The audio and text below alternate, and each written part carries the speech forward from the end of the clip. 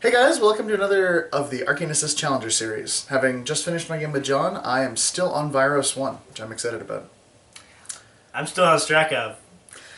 So I'm really hoping that I can take Evan off Strakhov because he's beaten me once with him and I'd like that to cease, to discontinue. We're about to find out. Fair point. In the event that I lose the game, I'm going to be switching to the Hunter's Grim. Not just John can play trolls in this faction. See, I'm going to switch to Harkovich. Seems good. Yeah. If you enjoyed our videos, subscribe to the channel. Let us know. Post something in the comments below. Like us on Facebook. Talk to us on Twitter. I don't know. Those are all things that are cool that you should do. So, heading into the lists, we have Strakhov and Vyros. Tim, you have first turn, so why don't you tell us your list first? Yeah, it's a little bit of a variation on the list that I built to tech for the Wormwood matchup. I'm not teching for Wormwood, I'm playing for Strakhov here, so I put Imperatus into the list. The Bond is nice, but he's a bit of a liability in situations where your opponent can really easily lock down a big character jack, but I like him here. I'm also playing with 6 Griffons and a single Chimera. The Chimera gives me access to Stranglehold, to lock down enemy heavies, gives me a couple of potential good eliminator shots, and it's a really, really important part of, I think, unlocking Vyros' full potential. And then the Griffons are just amazing utility jacks for their points. Native Pathfinders, so they can activate before Vyros or don't need mobility on some turns. Fleet for that extreme 15-inch threat range. And they've got powerful charge, so that on the feet they can be mat 10 on the charge. Decent attacks, and just really, really durable with their shields. I'm backing that up with a max unit of Infiltrators, no UA on them. They're basically here for cheap bodies who can get where I need them to be to apply the feat, which is flank with warrior models. And then because I'm playing a Retribution army, I have 3 Arcanists and Sylys Wyshnalyrr, the Seeker. You do have a Soulless on the Infiltrators. Yeah, it's true, actually. There's 2 Soulless on the Infiltrator unit. That's just more bodies, basically. I had a couple of points to play with in all 3 Arcanists already, and rather than tinkering with my loadout, dropping one of the Griffons into an Aspis, I wanted to keep maximum potential for armor cracking and for the power of the relative pieces in the list. So I just decided to get 2 more bodies. Occasionally I lose a few too many Infiltrators to make them really effective on the turn I need to deliver them, and I figured just putting a few extra bodies in that unit would help. Cool.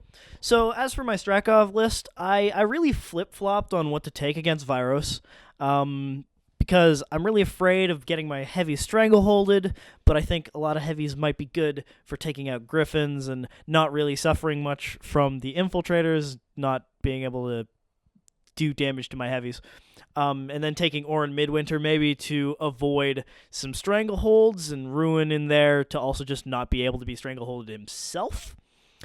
And I ended up going with something completely different in the end. I went with Ruin and Behemoth as my Battlegroup because that's just my bread and butter. I really like it with Strakhov because Behemoth really appreciates Sentry, and Ruin loves some superiority overrun action.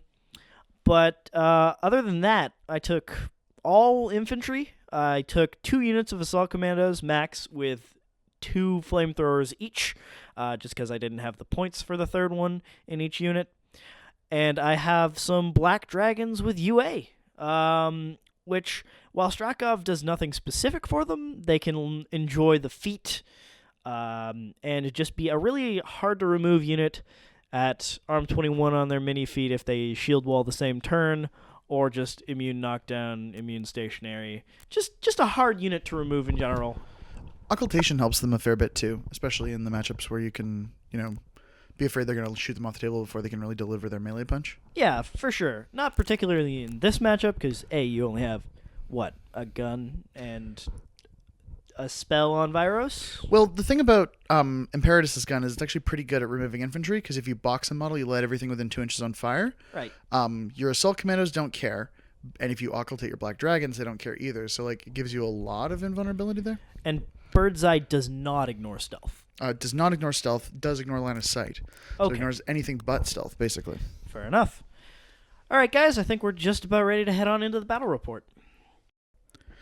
All right, so this is my first turn. Everything powers up. I've got, focus on those Griffons.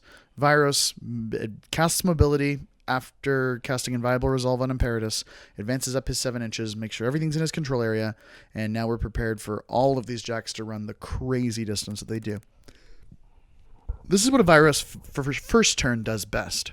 I really love how he just dominates enormous pieces of the board.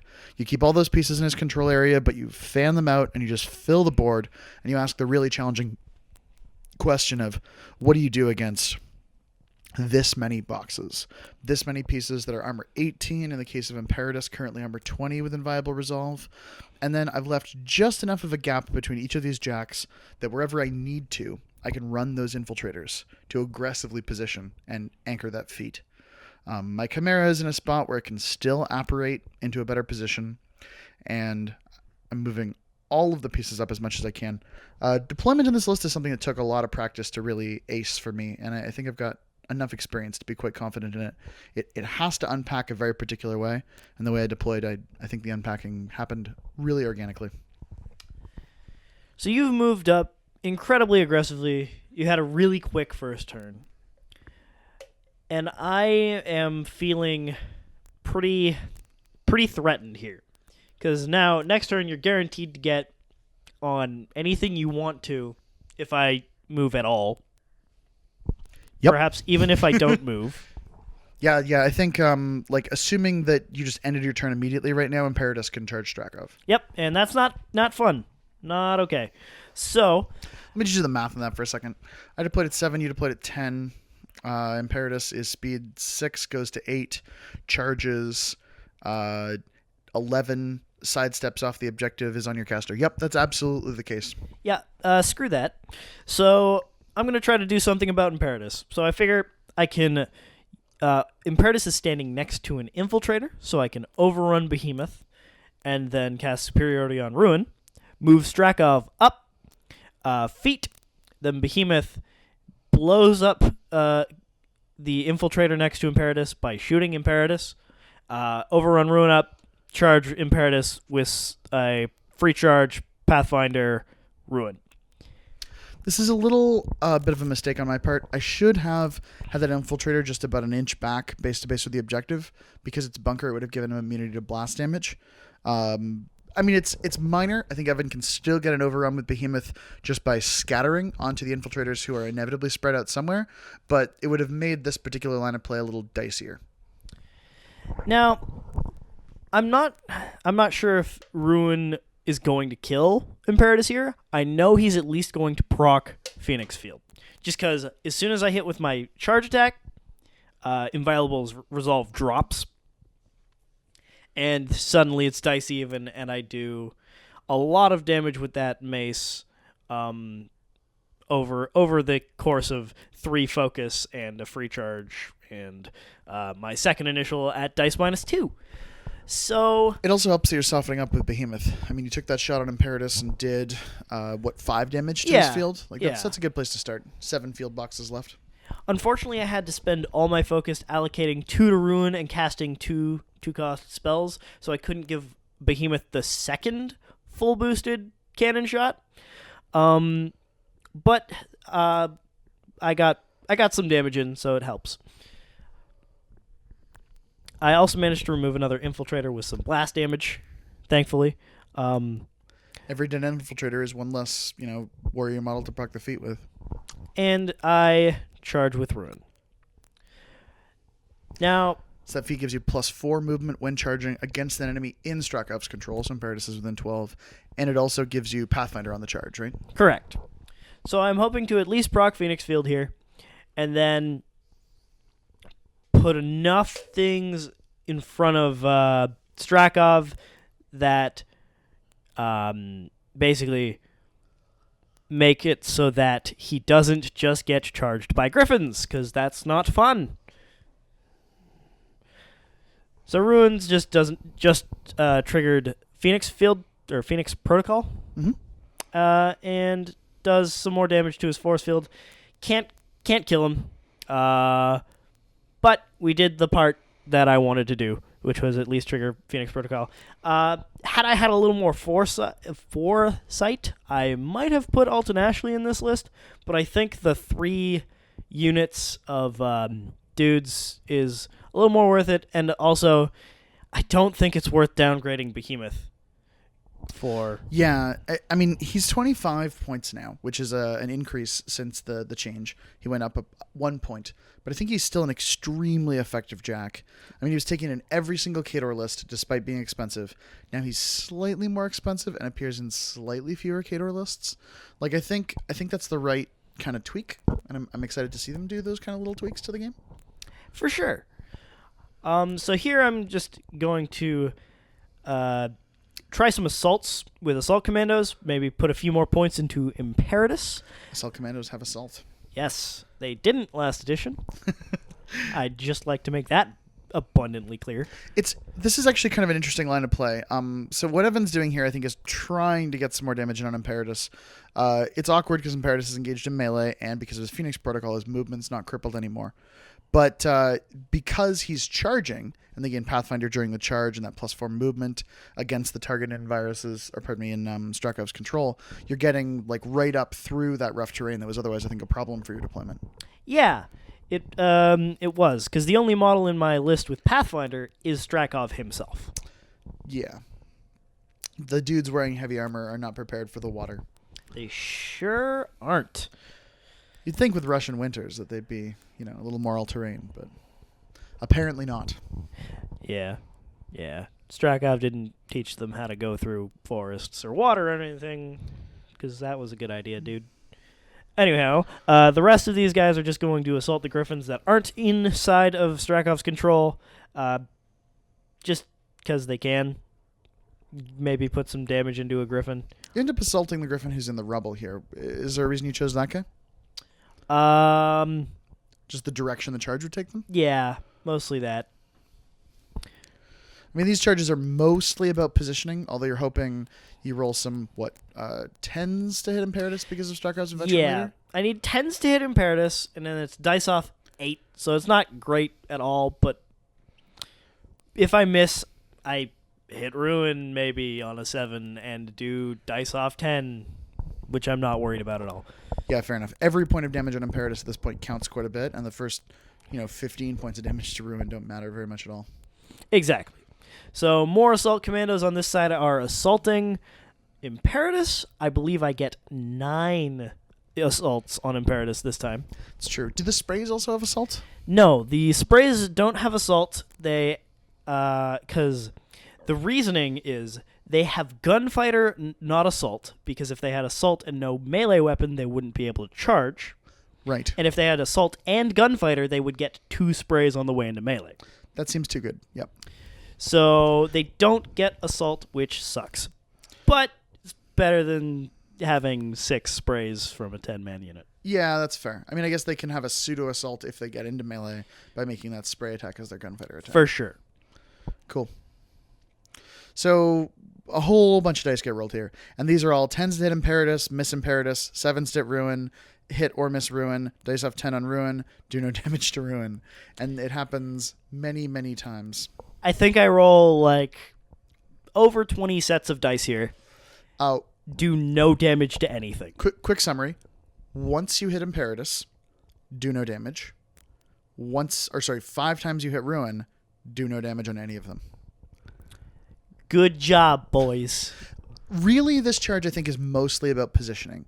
You're trying to get them in a good spot to bubble wrap your caster, and you're trying to do damage to, Imperatus if possible.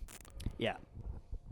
So the Black Dragons here do a combination of charging Imperatus for a 13-inch move and a 12-inch run to just kind of screen. Yep, they're just trying to get up there. I've screened the right side really well. I just didn't have as many models to screen on the left side because I only had 1 unit of Assault Commandos over there, but I'm still feeling pretty confident because, you have to kill a crap ton of Assault Commandos. Yeah, there's a lot of Assault Commandos there. That's absolutely true. And even then, Strakhov's, a 15-16 with 16 boxes? Yep. I think 17 boxes, but yeah. I'm not just going to, lob a spell into him and have him die. No. Especially because my objective's Arcane Wonder. That's true, yeah. So it's even harder to access those guys. So, Vyros turn 2. Everything powers up. I've got some awkward choices here. It's definitely a feat turn, and I want to get some things aggressively positioned to capitalize on that feat. I can't touch Behemoth, and I can probably kill Ruin. So it becomes, if I kill Ruin, does the combination of his Assault Commandos and his Black Dragons that are all in my face do adequate work to my rather armor skewy list? And the Assault Commandos aren't a huge problem, but the Black Dragons kind of are. The combination of Precision Strike to be able to scalpel out shields and just get more damage more effectively, and their base POW 13 with CMA, means they can do a lot of work to my pieces, including finishing Imperatus. And I can't kill like 8 of them this turn, which is I think the number of them that I need to kill to not be anxious about them anymore. So I decided to go for a little bit of a longer play here. And there's a couple of moving parts in this, so let's talk about them. So the first couple things that happen is the Chimera apparates, and Sylys moves up, puts Arcane Secrets on Vyros. The plan here is for Vyros to keep his full stack because we've got a plan. A couple of Arcanists are going to activate, and in a moment we're going to see them put focus on the gray Griffon in the rubble who got shot by the Assault Commandos on the bottom side of the board here. Who all missed. Who all missed him. He's totally untouched. One of the Arcanists who did that actually got into melee with Imperatus, which isn't going to, like, that potentially means I've got a flank availability on Ruin without having Vyros move into there. And then the next thing that happened is a Griffon who is blocking the way for the Chimera to run through, fleets itself and advances 8 inches to get into a position to make a couple of attacks on some of these screening models. So my positioning here is really tricky because I need a lane to charge Strakhov, because that's part of this plan here. And I need to unjam enough pieces that I'm not taking too many free strikes on the way in. I can afford to take probably one with a Griffon just because the way the shield locations are positioned, but I can't afford to take more than that. So now the Chimera advances out. The Chimera is going to go a little bit wide to avoid Ruin's melee range. Snuggling up just a little bit. It doesn't have Pathfinder, so it's running, and it goes back to back with Ruin, so it's not engaged in melee at all, and it moves a pretty considerable distance through that rubble and gets just past Ruin. I'm now about 4 inches from my target of opportunity. Because of what I needed to kill with that Griffon who advanced, I'm actually going to be casting a spell against a model that's in melee. So it's a bit dicey, but I figure if I miss, I'm only going to go 2 inches, so I'm probably going to kill most of the things I need to hit. Vyros walked into melee with flank from Imperatus. He does a reasonable amount of damage to Ruin. I believe it was 1 box. Yep. That's POW 14 Weapon Masters do 1 point. It's probably about right if I don't have a charge. And then he casts an Eliminator onto this target over here. This one I'm using my Arcane Secrets on. 2 cost 3 spells. That's why you got 6 focus, Vyros. Drops lowest, misses, scatters. It's going to be a maximum of 2 inches. We just confirm it's 4.1. So he goes 2 and a tiny, tiny bit to the 2, which actually is a better spot for me. Yep, clips the 4 models in your way. So there's 4 models in my way. I hit all of them. It's only POW 7 on the blast. So dropping lowest, I need 8s to kill Assault Commandos. Pretty reasonable with Signs of Importance. A little bit better than 50% chance. I kill 3 out of 4. Yep. Which is a little bit better than 50% of them. Can't complain about that. No, you cannot. So Vyros has feated. Place that PG coin right down there. That's my feat token. I've got mobility up. I've cleared most of the lane. At this point, my Arcanist is moving into the rubble a little bit, just getting into range to put the 3rd point of focus onto that gray Griffon, the Dark Horse Griffon, who's going to be handling our charge here. Next, we've got Pathfinder Infiltrators. The one that really matters, we're just checking really carefully his movement. He's got 14 inches of movement. I'm carefully measuring 13, so I've got a little distance to reposition. We check the free strikes. He's good. I just discuss it with Evan to make sure he's comfortable with the movement. He is, and we're set. He is engaging Strakhov. So now I have somebody who's going to be providing flank. The rest of these infiltrators are not nearly as important, so they just run up into position. One doesn't need to be in formation to provide flank, so I don't really care if that guy's in command, but I happen to get him in command. On the reserve option that this doesn't go particularly well for me, I put some pieces up to jam. That's the major job of these infiltrators, is to jam as aggressively as possible. And now I'm looking at this, and I know I've got the range. It's a 13-inch threat. I don't need to fleet.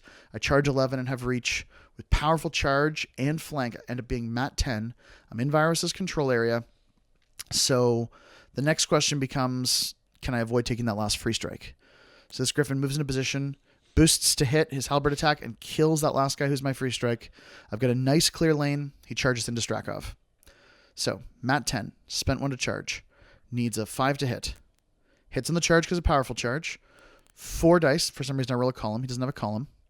But I roll reasonably well here, and I leave Strakhov on what, 3 boxes? 3 boxes. 3 boxes. Buy an attack, boost to hit. Got to lock this one up. I need a 7. Hits with a 7. Flank for additional die. Power 13, -3. Rolls the 6, finishes Strakhov. And that's the game. A quick one. Yep, yeah, for sure. I mean, sometimes they are.